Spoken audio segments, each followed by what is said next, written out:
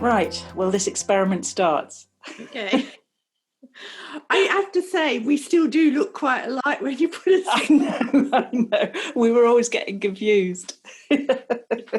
Not ourselves, but other people were confused. Yeah, exactly. Yeah. So, the purpose of this adventure is to really just record some stories about how this all started and where it got to. I don't know what you feel about that, whether you think it's a good thing to do, an interesting thing to do. I think it is an interesting thing to do, and I think it's also really important that all the work that was done in the really early days isn't lost, as you know, those of us who were around in the early days slowly sort of drop off our perches or become so demented we can't remember, which is probably a more feasible thing that's going to happen. But I do think that the younger generation of genetic counsellors are really interested. You know, whenever I've spoken with people about how it all started and given them a few of those sort of anecdotes, I find that they're really interested in how it all began, and actually they're a little bit incredulous too, you know, because of what the organisation and the profession's become. So I think it's a great thing to do to document this while we're all still around and can remember enough of it. You know, I mean, since I've been thinking about doing this with you, I've been really sort of scrabbling around thinking what was the order of sequence and the sequence of how we did things. And I've remembered the anecdotes really strongly, but actually, you know, which year things happened, and that is already fading fast for me. Yeah. No, I was thinking that. I mean, what was it like? We started in genetics about the same time, I think sort of late 80s. And I know your background, so you were a nurse and then you came to the UK. But what was it like in terms of working in a genetics centre as a genetic nurse back then for you? Well, I was the only genetic nurse that was appointed to work in Somerset, but I was working with the Bristol-based team, and there was only one other nurse in the team. And she'd been there about 3 months, so she was more senior, but neither of us really had a lot of experience. I had worked with families in Melbourne with thalassemia and in a fetal diagnostic unit doing amnios and things like that. But the broader genetics was really fairly new to me. And it was kind of so exciting and quite scary at the same time. And I remember we did a lot of home visits, both of us.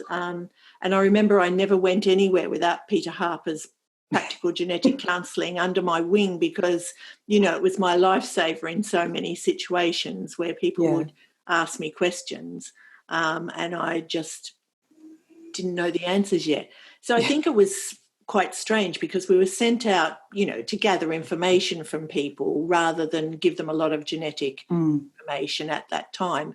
But still, you know, once you were sitting in someone's living room, they didn't stop asking you questions. And so you had to be fairly prepared for you know, explaining the inheritance pattern or whatever.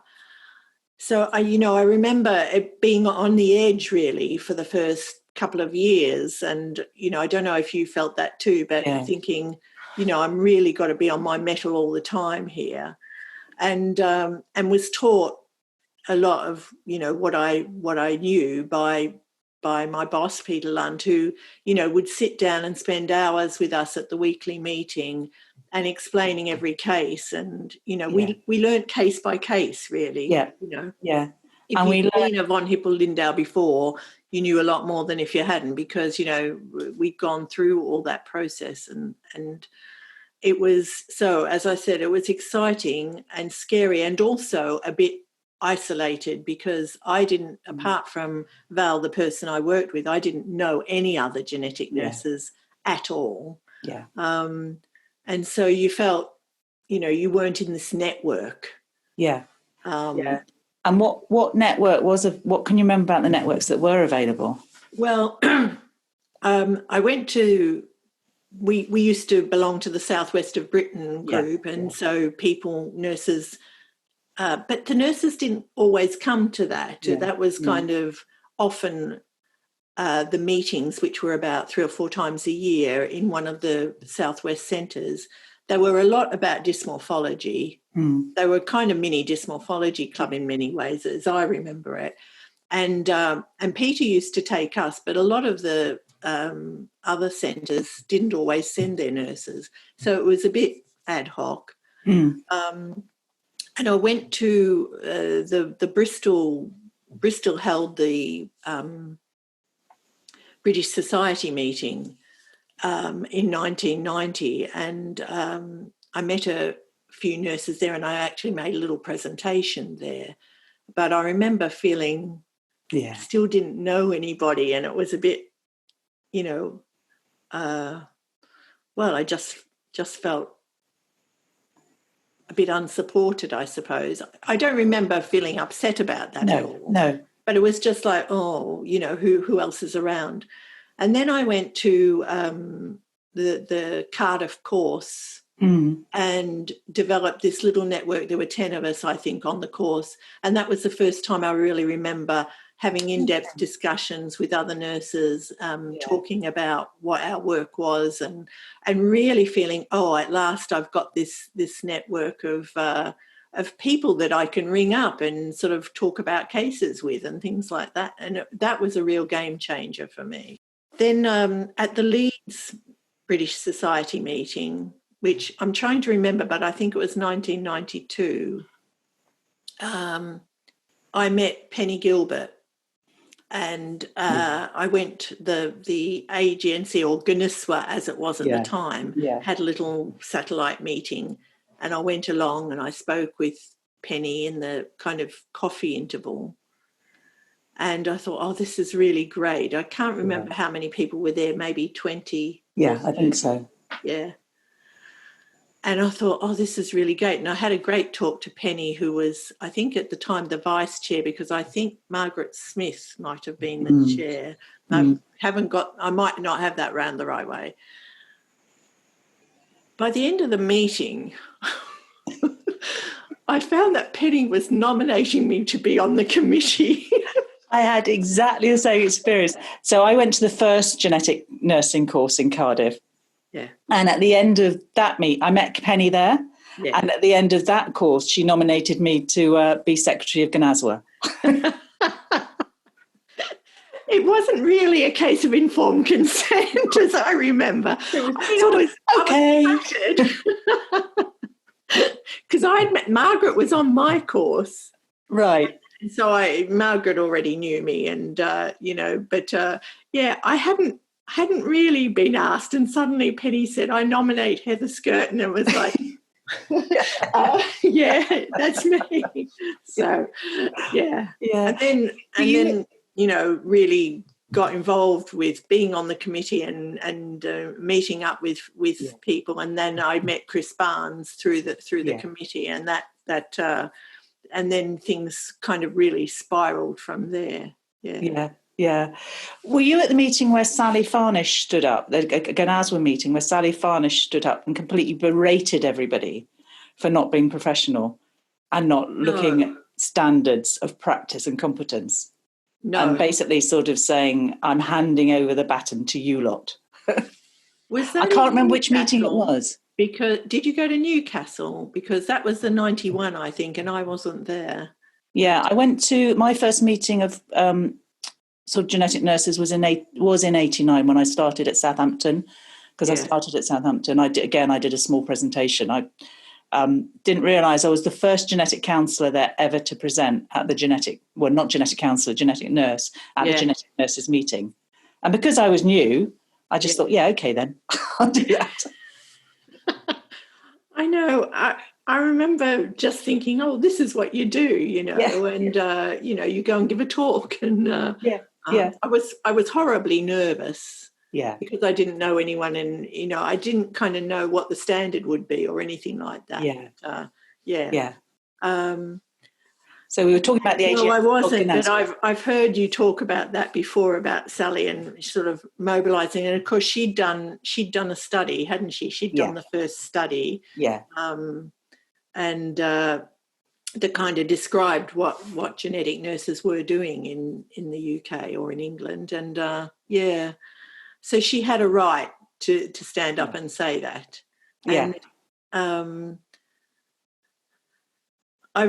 there was such discrepancy between, I found on the course in Cardiff there was a huge discrepancy between what people were being kind of allowed to do from, the sort of model that you and I were in, where we had consultant geneticists who believed that, we could do some of the work.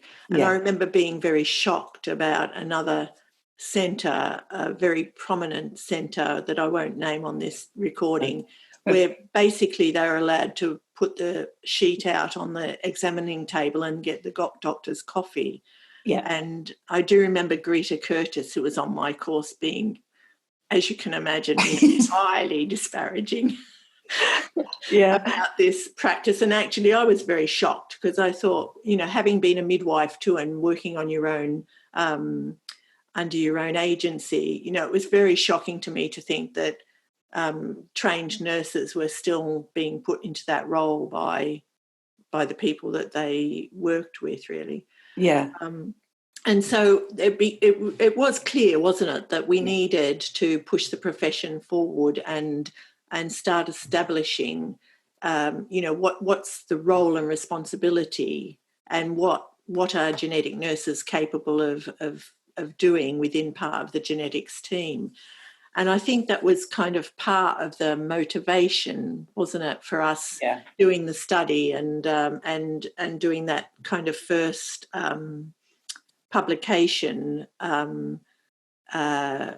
which I think was called The Role and Responsibilities of the Genetic Nurse in the UK, and setting out, and we'd done a survey of geneticists and genetic nurses.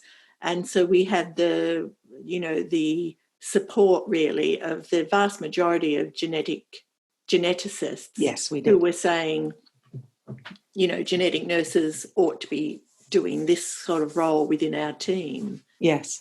And I think that was really encouraging to us, wasn't it, when we saw that the vast majority of geneticists were behind the development of the role. Yeah, and I think we've come a long way since then, but it wouldn't have happened without the support of our medical colleagues. No. And I think we have to acknowledge them. Absolutely. It was wonderful team working. It was and a real appreciation of each other's different skill sets. Absolutely. And, I think to a great extent, I want to say that Peter Harper takes a lot of, I think, in my mind, a lot of the credit for a lot of that, because, a lot of the people we were working with trained as registrars with Peter in Cardiff. Yeah. And he had such an approach that, he worked with good social workers like Audrey Tyler. He'd worked with good genetic nurses like Mary Rogers. And he had this model in Cardiff that, the nursing and social work staff were an integral part of the team. And he imbued that into the people that we worked with, Yes. And I know Peter Lund, who I worked with, was heavily influenced by that. And I know that other people, Angus and a whole lot of other people, also came away from their training with Peter with that view. Yeah, yeah. The other thing that was happening in the sort of late 80s, 90s was the MSc in Manchester. So Manchester was a centre for sort of almost innovation then, and that brought in the notion of genetic counsellors. Yeah. So the Masters started in Manchester in 92. Oh, did it? Right, okay. And I agree, that was, Lauren Kurtzen-Storer was a hugely respected person, not only in Manchester but across the UK. Yeah.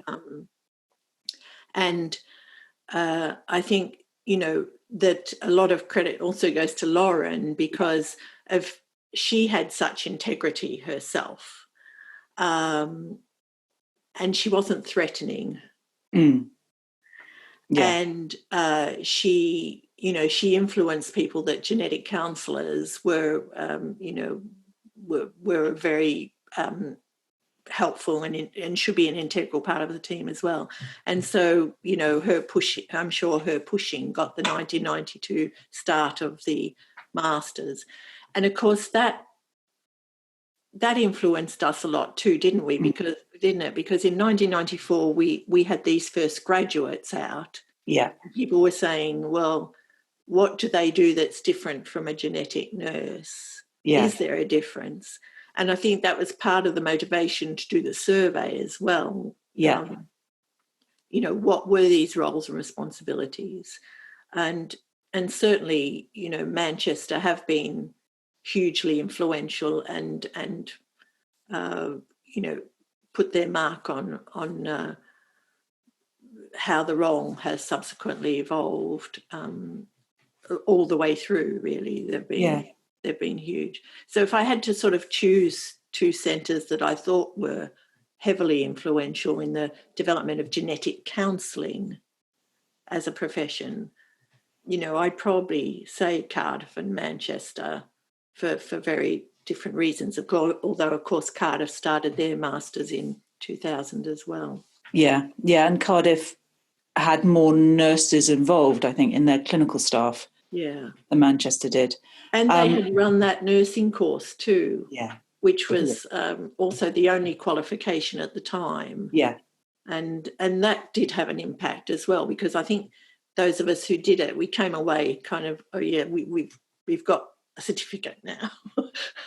And it was good in sort of giving you some more basics.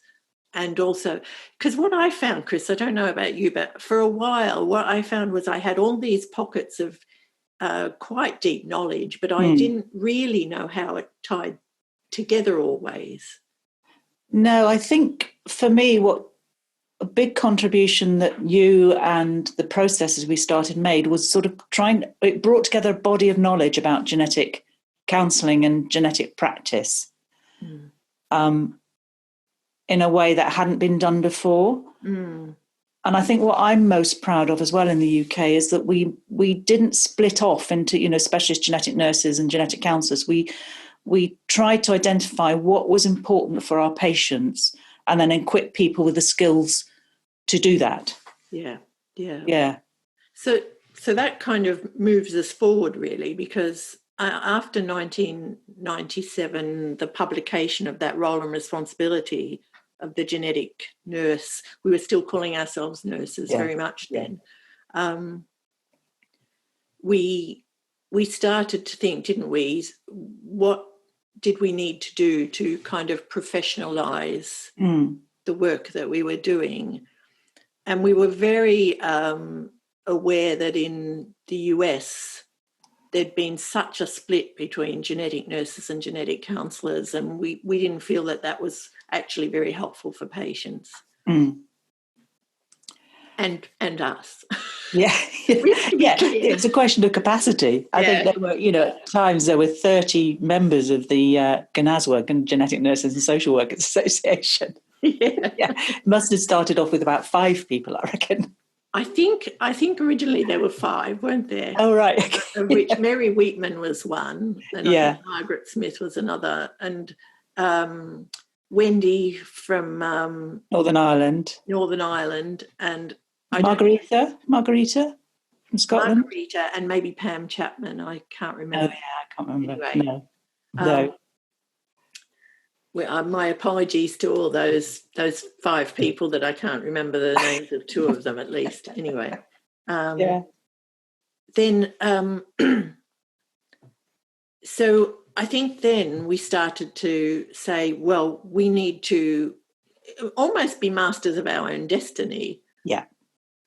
Yeah. And we started to do the working group. So we set up the working group for establishing what eventually, it didn't start as this, I don't think, but it eventually became the working group that started to work on the registration process. Yeah, you're right. I had lost that bit, that the working group. Yeah, I'd sort of which jumped was in my called the head. education working group, I think. Yeah.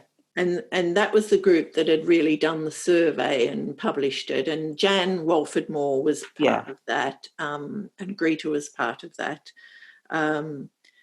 Chris Barnes, myself, and Penny, of course. And we started to think, well, what's beyond just writing down what we do? How do we make sure that we are working professionally? And how do we, as you've said, merge these two groups of people from different academic backgrounds into a coherent, profession, really? Yeah. So we were working on sort of core competences from like that 97 to about 2000. I think what we were doing was working on what are the competences that are needed for genetic nurses. By this time we were saying stroke counsellors. Mm-hmm. And we came to the conclusion, didn't we, that a registration process, we needed to be voluntarily registering ourselves. Yes.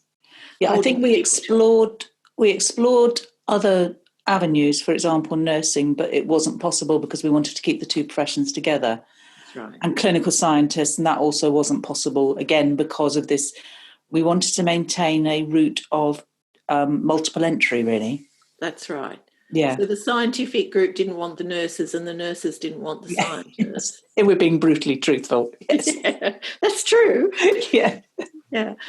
And so we started to think, well, we'll work on a registration process. And then came the time, I think it must have been about, I'm not sure the year 1999 or 2000, when we went to a London hotel. Yeah, we got the money. I don't know whether you remember the money, because I can't remember why I would have asked the CGS, and what position I would have asked the CGS for money, but I can remember asking the CGS for money to support that meeting. I didn't. They supported that meeting. Yeah, Clinical Genetics Society supported that meeting. That's brilliant. And the Clinical Genetics Society have been brilliant all the way through, I have to say. Yeah. So we all met together in that hotel. It wasn't a very posh hotel. No, it wasn't. It was cheap. But we had a really good time. I think we got there at sort of lunchtime one day. Yeah. We worked all through the evening and then had some supper. We were called out onto the pavement in the middle of the night because there was a fire alarm going. Remember. We were all standing there in our jammies. And then the next day we worked till the end of the day, and in that sort of 36 hours we wrote the registration. The registration process, which we were very proud of, and we knew it needed some tweaking, but we didn't know at the time that the GCRB would still be tweaking it 20 years later. As both of us subsequently recognised, saying, "Oh, the board will sort that out when they set themselves up," was not entirely fair. Hey, we've written a whole registration process in 36 hours. You fill in the detail. And actually, the basic registration process is still the same, I have to say. It's been tweaked a lot and there's been a lot more detail put in. But basically, you've got entry by nurses, you've got entry by genetic counsellors. They need to have at least 2 years experience and then submit a portfolio of evidence. And it's still done. Yeah. Well, I think we can be justifiably proud of that.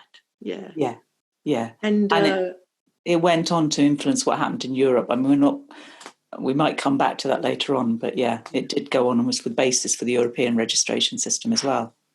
And when one of the things I suppose we are probably both proud of is that when it went to the Health Professions Council, that system was deemed to be, one that was appropriate. Now, we know with the Health Professions Council and, the change of government and all that happened there, that didn't kind of proceed to the end that we thought it would do.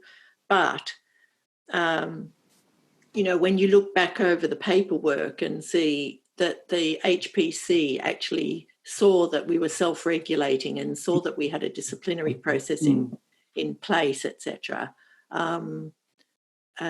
then we can be justifiably proud of what we as, basically, 6 nurses come genetic counsellors sat in a room and devised, Yeah, I think that's the lesson in one way, that's one lesson for the people in the profession today, is we did all this and it has an authority now, but we were just people. We just had an idea and thought it was a good one. And fortunately enough, other people thought it was a good idea to go along with it. Not everybody thought it was a good idea. Okay, You got any stories about that, Heather? Well, it wouldn't be a complete interview without me mentioning this, that at the time I was chair of the AGNC and actually leading the working group, and I stood up at a AGNC meeting and announced that we were going to try and introduce this registration process. And someone in the audience was very upset and angry about this, about being forced to, well, no one was forced to, but about the way that the profession was going, and basically told me I should get a life and stop thinking about this sort of professional development.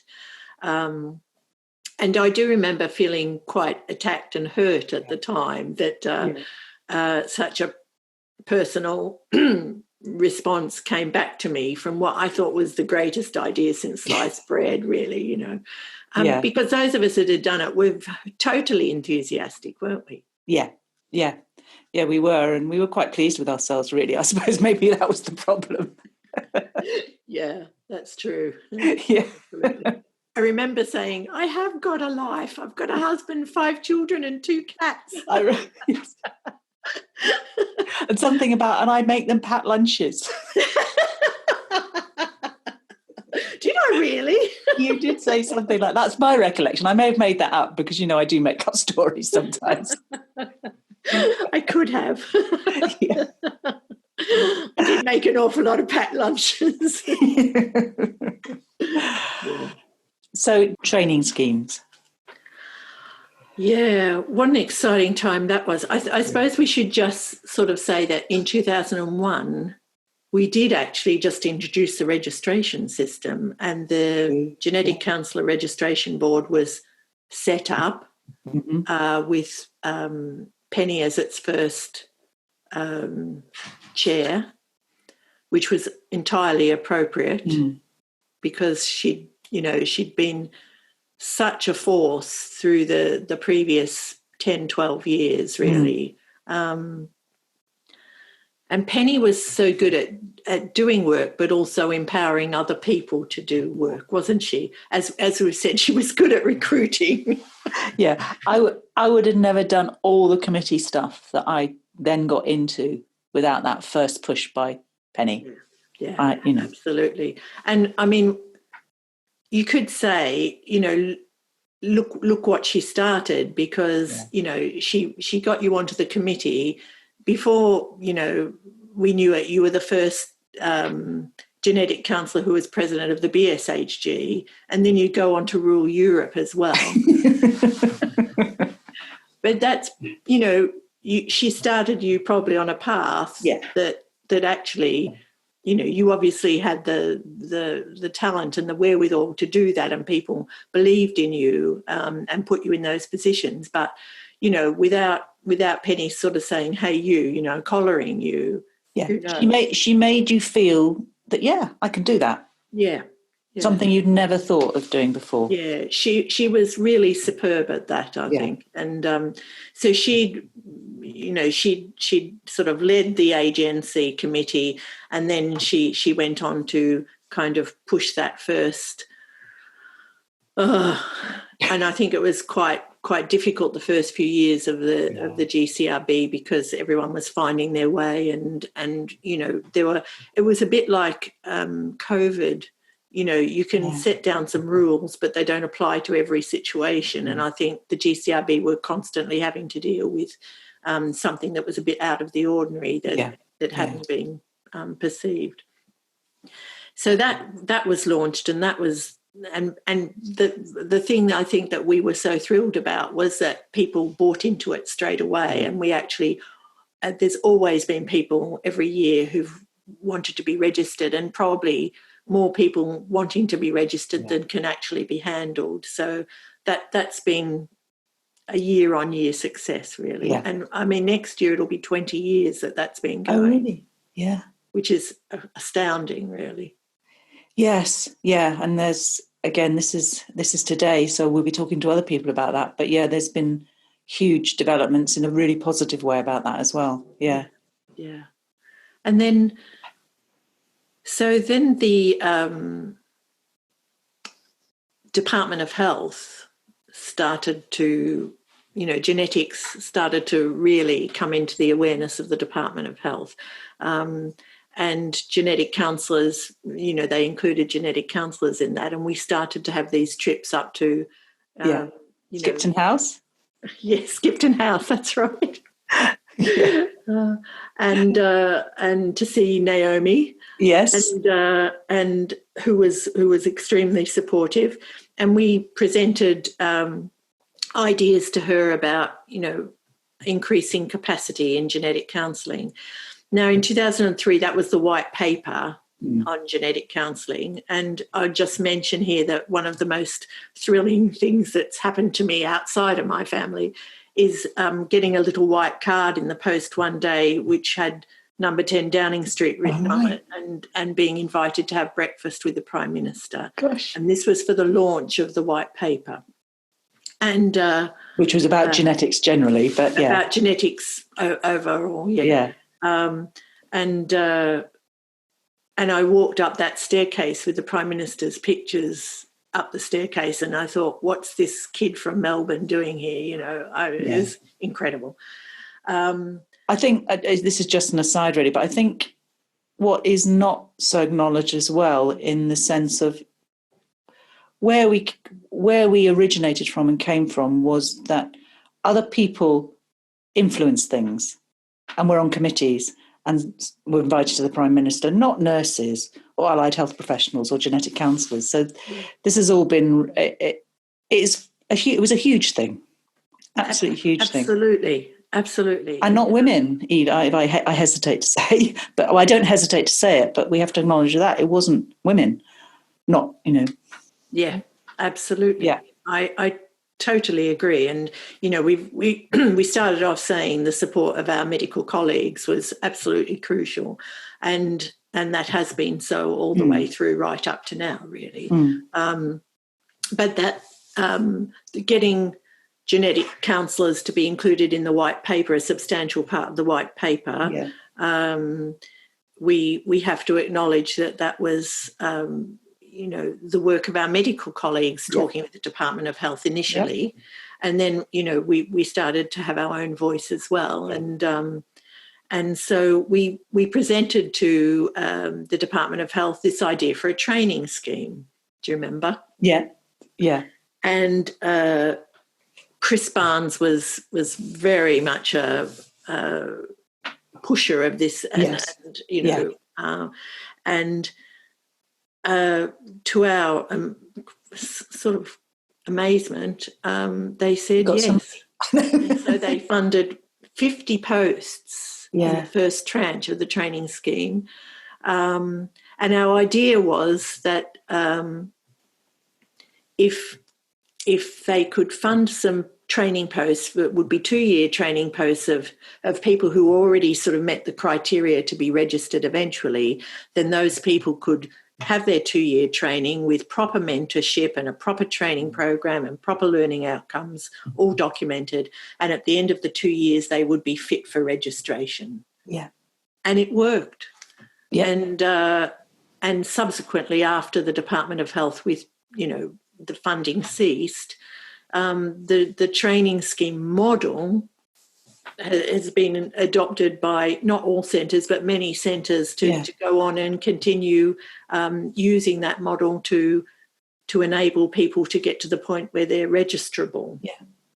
Yeah. And so I think that was a huge thing. And I have to say that, you know, Chris Barnes took on nearly all of the paperwork and the organisation, which was huge to do with that. And Chris and Lauren really led that work through. Yeah. And that was another big achievement, I think. So where have we got up to? What next? So we've got the training scheme, we've got people being registered. We've got I suppose the next thing maybe is the registration working group. Yes. Statutory registration working group. Yeah. Which I didn't have so much to do with that by then. Right. I was more, I'd sort of diverted my interest really into sort of the educational side of things. You know, I was working on the masters in Cardiff, and then really felt, well, I think I feel like there's a time when you step back and let other people start to carry that load really, because otherwise, you know, you're not bringing people on to replace the oldies, you know. And I think that's a mistake if the older generation hang on and keep hanging on to things. Yeah. So I think I took a sort of decision that I would withdraw and let other people take that load. And the only way that I was, and that which they did amazingly well, you know. And I think that's another thing that, you know, we can be so proud of, is that there's this amazing tranche of professionals who you know, get stuck in and do stuff. You know? And are really proud of their own profession and work hard to make sure that it all works for patients. So the only other input I really had after that was being on the Genetic Counsellor Registration Board as the academic person who tried to advise on academic standards, really.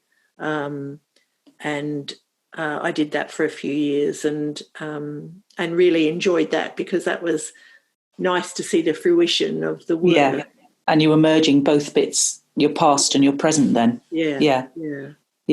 And subsequently, although that's not the topic for this interview, was you know, being able to take that experience into Europe, because there was no European system of registration in any country, really.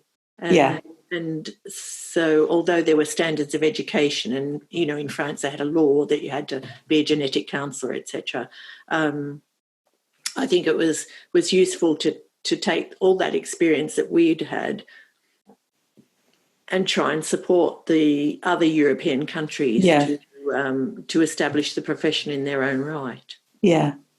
I mean, we mentioned briefly the GNASA and AGNC, but we actually haven't talked very much about that, I don't think. No. And you were chair? Yes, for about 6 years, I think. Yeah, I was secretary. I think I may have been treasurer at some stage. I mean, I can't remember the time frame.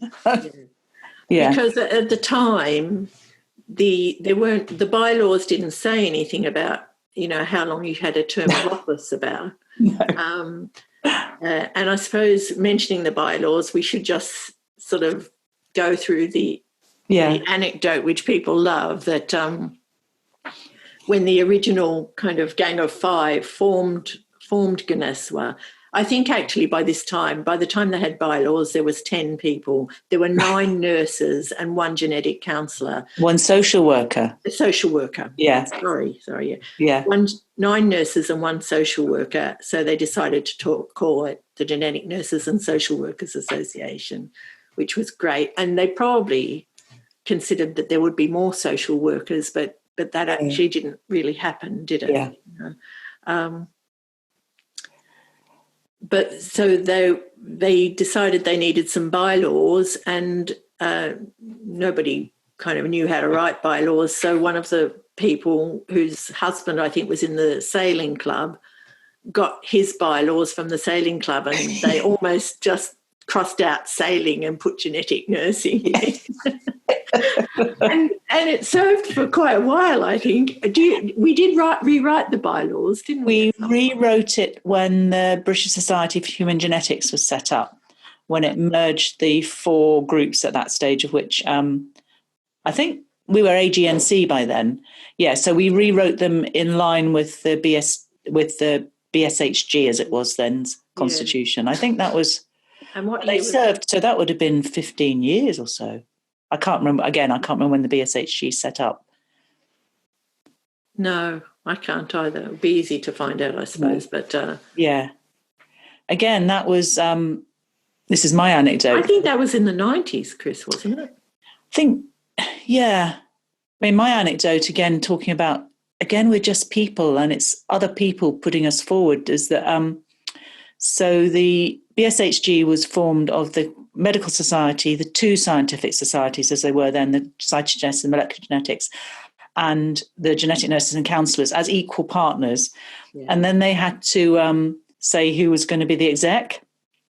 And as with all these things, for a variety of reasons, it ended up with being wonderful Andrew Reid as the chair. Yeah. Would it have been Peter Farndon? No. Peter Farndon was the secretary, wasn't he? No, was he the treasurer? Oh, treasurer. Anyway, I can't remember.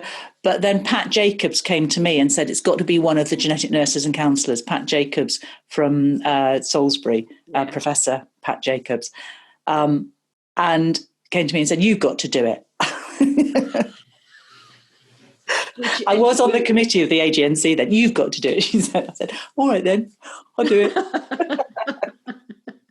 So I was the first secretary. Oh, that's brilliant. So Peter must have been the treasurer. Maybe he was the treasurer. Yeah, he was, because he did all the conference stuff, didn't he? Yeah, that's right. Yeah, Peter Farndon. Yeah. Now, I've got a feeling that was in the 90s, because, you know, by 2001 or 2 or something, I was chair of the Joint Committee on Medical Genetics, and that was well after the BSHG had been formed. Yeah. No, it was. And I remember going to BSHG council meetings as the chair of the AGNC. I think. Yeah. And that's, again, for thinking back, you almost need that training ground of being involved in, if you want to get involved in this committee stuff and professional committees and that, you almost need that training ground of sort of working up. Yeah. And seeing how everything fits together, and how people work together. Something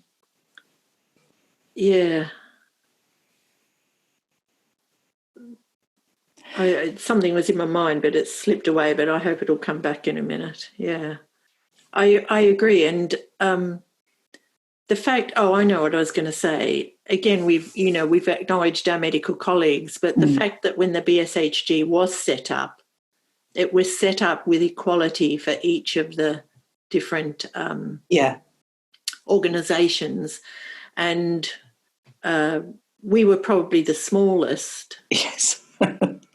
Least profitable, the least well resourced. Yes, exactly. At that time.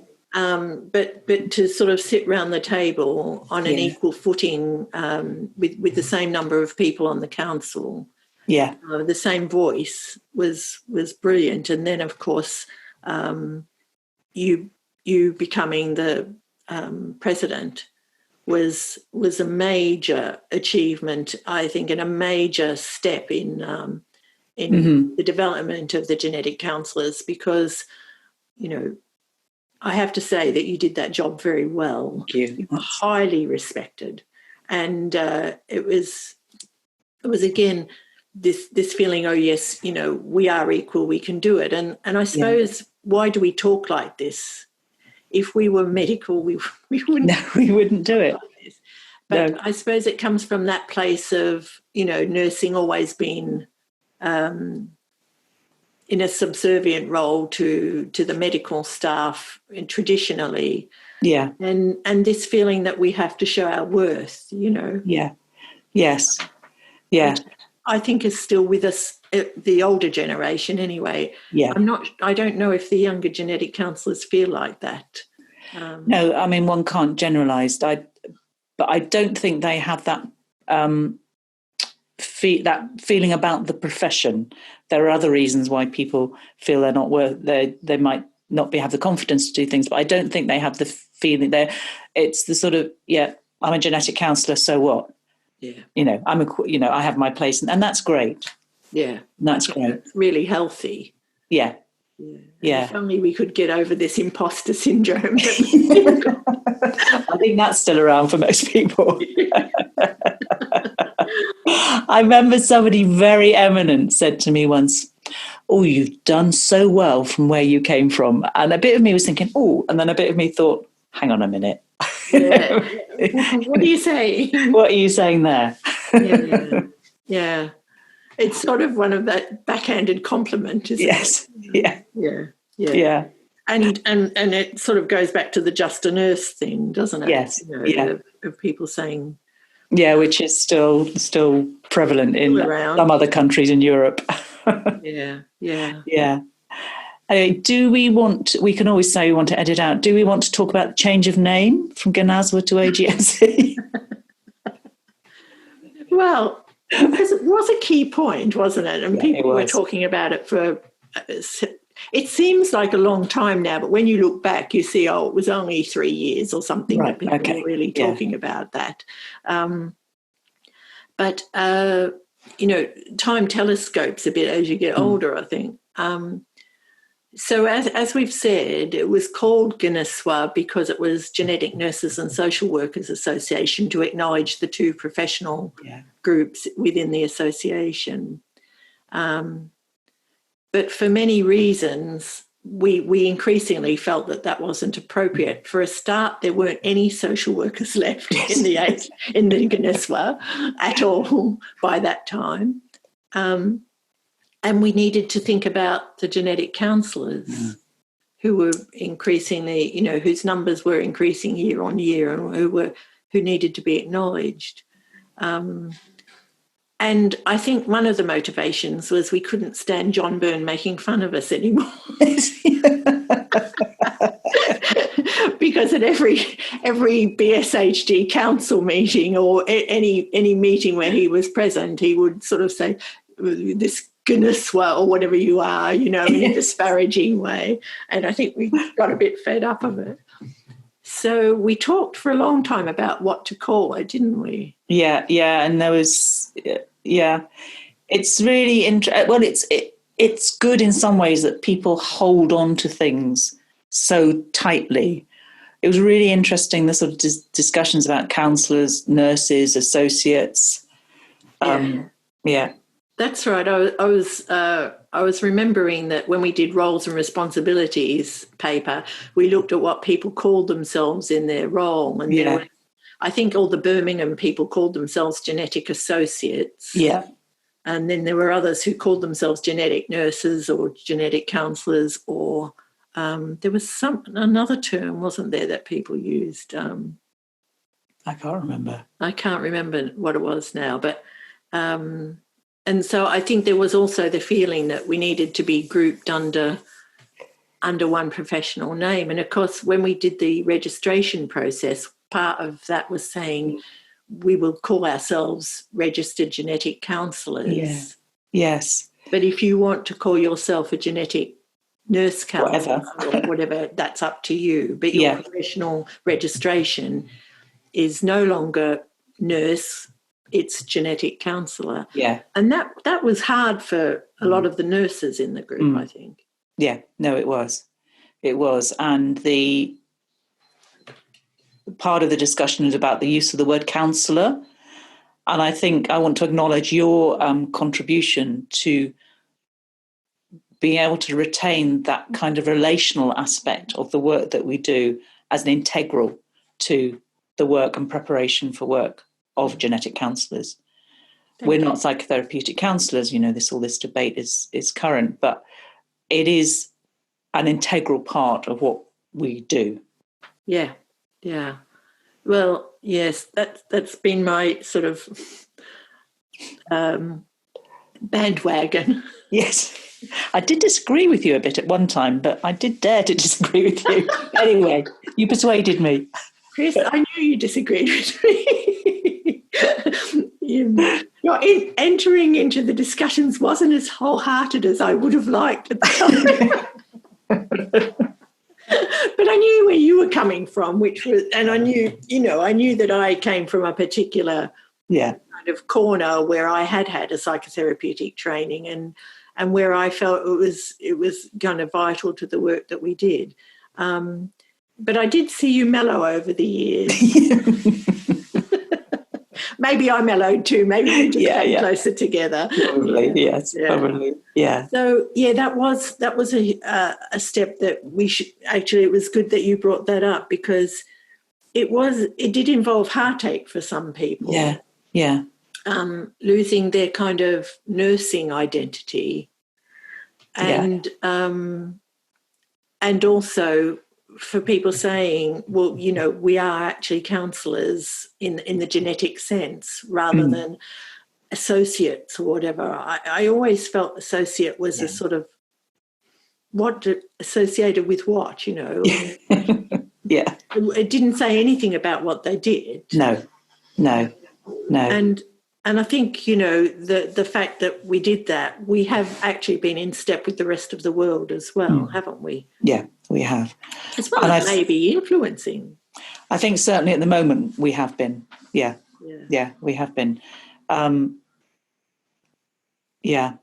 sort of feel we're sort of getting tired now, so we probably ought to think about winding up. But I just wondered if there was anything else you wanted to say.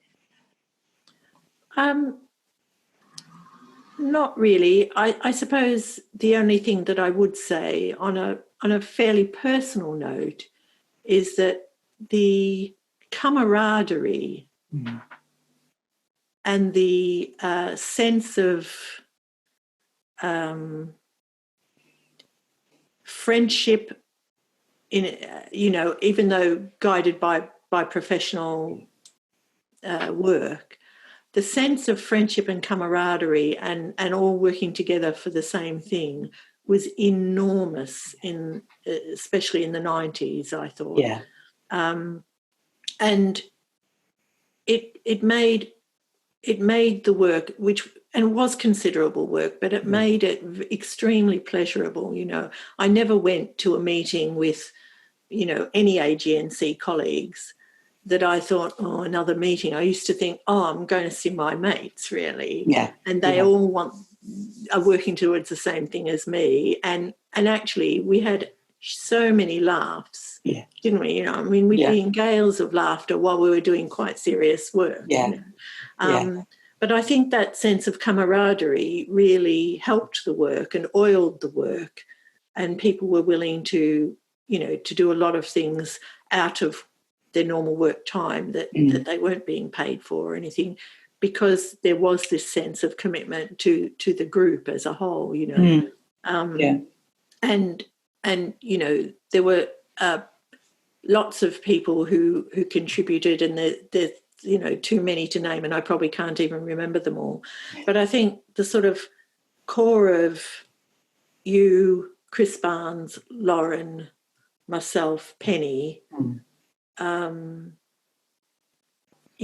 was such a tight-knit group, and we're still all friends today, we can say, and it did make the work pleasurable, and it we kept each other inspired is too strong a word, I suppose, but motivated, to keep going, because everyone was enthusiastic, and it was just a great time professionally, I think. that that I really value, and having the chance to think about it again, I thought, I really hold that time in my heart, and I hold those people in my heart, because it wasn't just about the job of work. It gave me a lot personally as well as professionally. Yes. Yeah. No, thank you for saying that, Heather. It needs to be said, and I think this might sound a bit cheesy, but we applied the basic principles of respect for each other, of unconditional positive regard, of being prepared to acknowledge and manage conflict, and all having the same eventual aim, which was to make things better and safer for the patients that we were seeing. Yeah. And I think we haven't actually said it until you just said it now, but the motivator for a lot of this was that we became, I think, a bit nervous in sort of mid-90s of, if we've got these disparate groups and they're all working in regional centres, we're not registering. Nurses were registered, but not in a genetic sense. Yeah. And genetic counsellors had no registration process. If we're not doing that, how do we make sure that people are protected, patients are protected? Yeah. How do we give our colleagues and our patients confidence and ourselves confidence that we're doing the right thing, Yes. And I think that nervousness led to the work that we did, and I think that was right. I think we were right to be nervous. Yeah, and the time when we took it forward with the next phase, that wouldn't have been possible without that work in the early days. That wouldn't have been possible without the sort of, even that first nursing course, certificate level nursing course in Wales, leading on to the competency work. Yeah, that all provided the firm foundation from which we could build on for this next phase that we're in now. Yes, yeah. Where it is actually vitally important as genomics mainstream. It's still exciting, and I think that's what kept us in genetics, was that not only was the science changing all the time, and you started off by saying, well, what was it like when I started? And I know you had the same experience, but because we could hardly test anybody,